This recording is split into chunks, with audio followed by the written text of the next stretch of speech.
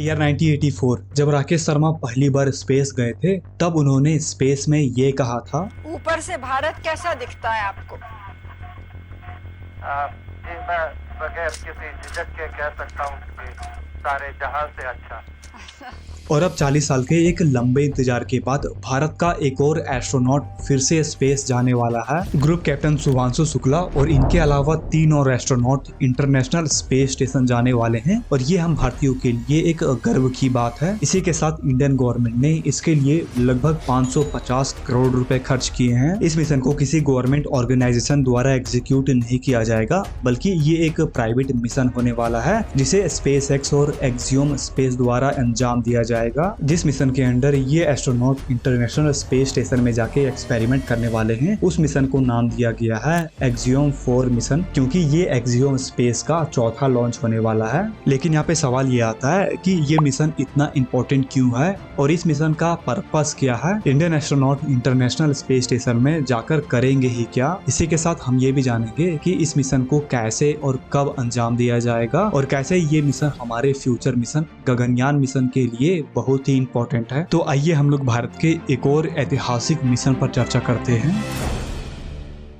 भारत के इतिहास में 1984 का साल एक बहुत ही ऐतिहासिक साल था, क्योंकि इसी साल राकेश शर्मा बने थे स्पेस में जाने वाले पहले इंडियन एस्ट्रोनॉट। इसके बाद जब ये स्पेस से लौटे तो सिर्फ इन्होंने इतिहास ही नहीं रचा, बल्कि इन्होंने आने वाले जनरेशन को भी प्रेरित किया। यहाँ पे सवाल ये उठता है कि आखिरकार इसके बाद कोई भी इंडियन एस्ट्रोनॉट इन 40 साल के दौरान स्पेस में क्यों नहीं गया। तो इसके पीछे का रीजन था भारत का अर्थव्यवस्था। लेकिन इसके बावजूद भी भारतीय वैज्ञानिक और इसरो जैसे गवर्नमेंट ऑर्गेनाइजेशन ने हार नहीं माना। इसके बाद इसरो अपने मेहनत के दम पर आगे बढ़ता रहा। फिर इसके बाद इसरो ने 2008 में चंद्रयान 1 मिशन को अंजाम दिया। फिर इसके बाद तो भारत ने एक नया इतिहास ही रच दिया। 2013 में भारत ने मार्स ऑर्बिटर मिशन को अंजाम दिया, जिसमें इन्होंने एक ऑर्बिटर को मार्स के ऑर्बिट में पहुंचाकर एक नया इतिहास रचा। अगर आप लोगों ने एक फेमस मूवी मार्सियन देखी है, जिसे 2015 में लॉन्च किया गया था, इसका बजट लगभग 1000 करोड़ के आसपास था। और आपको जान के हैरानी होगी कि भारत का जो मार्स ऑर्बिटर मिशन था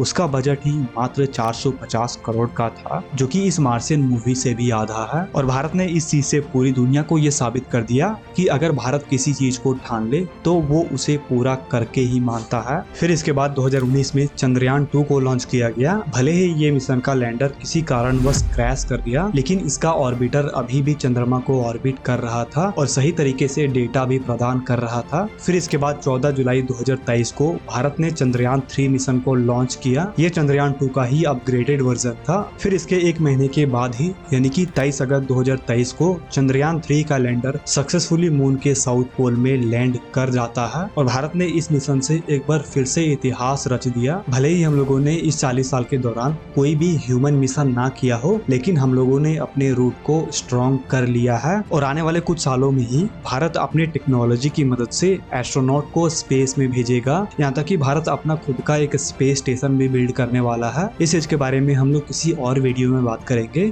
फिलहाल में हम लोग यहाँ पर बात करेंगे एक्सियोम मिशन 4 की। और अब 40 साल के बाद फाइनली कोई एस्ट्रोनॉट स्पेस में जाने वाला है। इंडिया के शुभांशु शुक्ला और 3 अलग अलग देश के अलग अलग एस्ट्रोनॉट एक्सियोम 4 में जाने वाले हैं। अगर आपको नहीं मालूम है कि शुभांशु शुक्ला कौन है, तो चलो हम लोग इनके बारे में थोड़ा कुछ जान लेते हैं, फिर हम लोग आगे बढ़ेंगे। ग्रुप कैप्टन शुभांशु शुक्ला का जन्म उत्तर प्रदेश के एक मिडिल क्लास फैमिली में हुआ था और आगे चलकर इन्होंने अपने मेहनत के दम पर इंडियन एयर फोर्स ज्वाइन किया और इसी के साथ इन्होंने 2000 घंटे से प्लस का फ्लाइट एक्सपीरियंस भी है। इन्हीं सभी स्किल्स की वजह से कैप्टन शुभांशु शुक्ला को आज इस मिशन के लिए चुना गया है और इन्होंने रूस के Yuri Gagarin cosmonaut training centre और अमेरिका के नासा और एक्सियोम में अपने ट्रेनिंग को पूरा किया है। अब हम बात करते हैं कि इस मिशन को कब, कैसे और कहां एग्जीक्यूट किया जाएगा। तो एक्सपेक्ट किया जा रहा है कि ये जो लॉन्च होने वाला है ये 11 जून को होने वाला है, यानी कि इस वीडियो के अपलोड होने के कुछ दिन बाद ही, जिसे कैनेडी स्पेस सेंटर से लॉन्च किया जाएगा। और एस्ट्रोनॉट को जिस रॉकेट की मदद से स्पेस में ले जाया जाएगा वो है स्पेस एक्स का फाल्कन 9, जो कि एस्ट्रोनॉट को सेफली स्पेस में ले जाएगा। बेसिकली सबसे पहले तो ये चारों एस्ट्रोनॉट 8 जून को कैनेडी स्पेस सेंटर से लॉन्च होंगे और फिर इसके बाद फाल्कन 9 इसे सेफली स्पेस तक ले जाएगा। और जब ये रॉकेट एक फिक्स एल्टीट्यूड में चला जाएगा तो इसका बूस्टर सेपरेट हो जाएगा और फिर इसका बूस्टर सेफली अर्थ में वापस लैंड लैंड करेगा और फिर आगे का जो सफर है वो इसी कैप्सूल के अंदर होगा। इसी कैप्सूल की मदद से ये एस्ट्रोनॉट ISS से डॉक करेंगे और फ्लाइट टेस्टिंग के बाद ये कैप्सूल डॉकिंग करने के लिए रेडी हो जाएगा। इसके बाद इस कैप्सूल का नोजल जो कि आगे वाला पार्ट है वो आगे खुल जाएगा, क्योंकि यही वो पार्ट है जिससे इंटरनेशनल स्पेस स्टेशन डॉक होगा और धीरे धीरे ये कैप्सूल ISS के डॉकिंग सिस्टम की तरफ बढ़ेगा और एक टाइम आने के बाद ये कैप्सूल ISS से डॉक हो जाएगा। फिर काफी सारे चेकिंग और वेरिफिकेशन के बाद ये एस्ट्रोनॉट ISS में एंटर करेंगे। आपको याद होगा कि इंडिया ने भी रिसेंटली डॉकिंग टेक्नोलॉजी को अचीव किया है, बट ये जो डॉकिंग टेक्नोलॉजी है और हमने जो डॉकिंग टेक्नोलॉजी अचीव किया है उन दोनों में काफी ज्यादा फर्क है। इस डॉकिंग से हम लोग एस्ट्रोनॉट को कैप्सूल से ISS में पहुंचा सकते हैं, यानी कि ये डॉकिंग इस तरह होता है कि इसके बीच एक रास्ता बन जाता है जिससे कि एस्ट्रोनॉट कैप्सूल से यहाँ आराम से जा सके। बट हमने जो डॉकिंग टेक्नोलॉजी अचीव किया है वो ऐसा नहीं है। हम लोगों ने सिर्फ अभी स्पेस में 2 सैटेलाइट को आपस में डॉक किया है और हमारा डॉकिंग टेक्नोलॉजी ऐसा नहीं है कि हम लोग डायरेक्ट ISS से डॉक कर सकते हैं। इसके लिए हमें अपने डॉकिंग टेक्नोलॉजी को और इम्प्रूव करना होगा और आने वाले फ्यूचर मिशन में हम लोग ऐसा करेंगे भी। और फिर इसके बाद ये एस्ट्रोनॉट इंटरनेशनल स्पेस स्टेशन में 14 दिन तक रहेंगे और कुछ खास एक्सपेरिमेंट को परफॉर्म करेंगे जो हमारे डेली लाइफ और हमारे फ्यूचर मिशन के लिए बहुत ही इंपॉर्टेंट होने वाला है। अगर हम लोग इंडियन एस्ट्रोनॉट शुभांशु शुक्ला द्वारा अंजाम दिए जाने वाले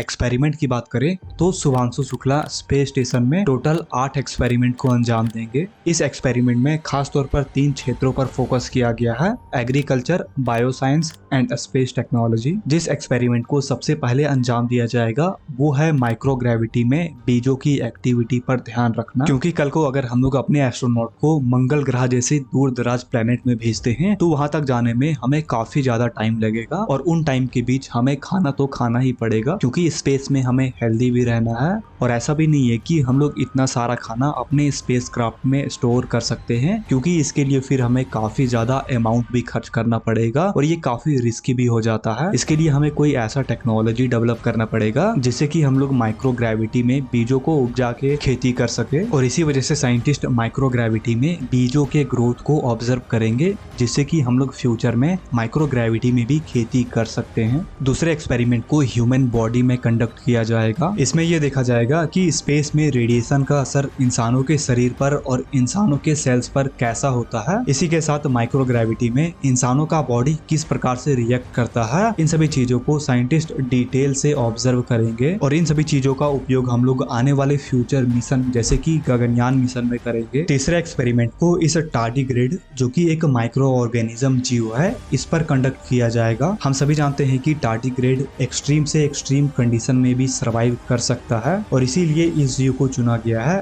ताकि साइंटिस्ट इसे ऑब्जर्व करके इसके रिप्रोडक्शन सिस्टम और इसके एक्टिविटी पर ध्यान रख सके। और इन सभी एक्सपेरिमेंट के अलावा भी छोटे मोटे और काफी सारे एक्सपेरिमेंट है जिसे शुभांशु शुक्ला ISS में अंजाम देंगे। वेल, आप सोच रहे होंगे कि जो डेटा हमें इस एक्सपेरिमेंट से मिलेगा उस डेटा और उस इंफॉर्मेशन का हम लोग क्या करेंगे। जैसे कि मैंने आपको बताया कि इंडिया भी प्लानिंग कर रहा है अपने एस्ट्रोनॉट को स्पेस में भेजने का, तो ये जो डेटा और इंफॉर्मेशन है वो यहाँ पर बहुत ही अधिक काम आने वाला है। इसी के साथ इस मिशन के बाद नासा और इसरो का जो रिलेशन है वो भी बहुत ही स्ट्रॉन्ग होगा। यहाँ पे आप सोच रहे होंगे कि हम दूसरे स्पेस एजेंसी से इन सभी इंफॉर्मेशन और डेटा को क्यों नहीं लेते हैं। यहाँ पे मैं आपको क्लियर बता दूं कि कोई भी स्पेस एजेंसी इतना इंपॉर्टेंट डेटा किसी के साथ नहीं शेयर कर सकता है, क्योंकि सबसे पहली बात तो करोड़ों रुपए खर्च करके कोई भी स्पेस एजेंसी अपने डेटा और अपने इंफॉर्मेशन को किसी के साथ नहीं शेयर कर सकता। इस मिशन के बाद जो भी डेटा और इंफॉर्मेशन हमारे पास आएगा हम उसको किसी के साथ नहीं शेयर करेंगे और सिर्फ हमारा ही देश नहीं बल्कि कोई भी देश ये डेटा को शेयर नहीं कर सकता। सो ये था ओवरऑल वीडियो। आई होप ये वीडियो आपको अच्छा लगा होगा और अगर आपको वीडियो अच्छा लगा तो हमारे वीडियो को लाइक करके चैनल को जरूर सब्सक्राइब कर ले। मैं मिलता हूँ किसी और वीडियो में, तब तक के लिए बाय बाय, टेक केयर।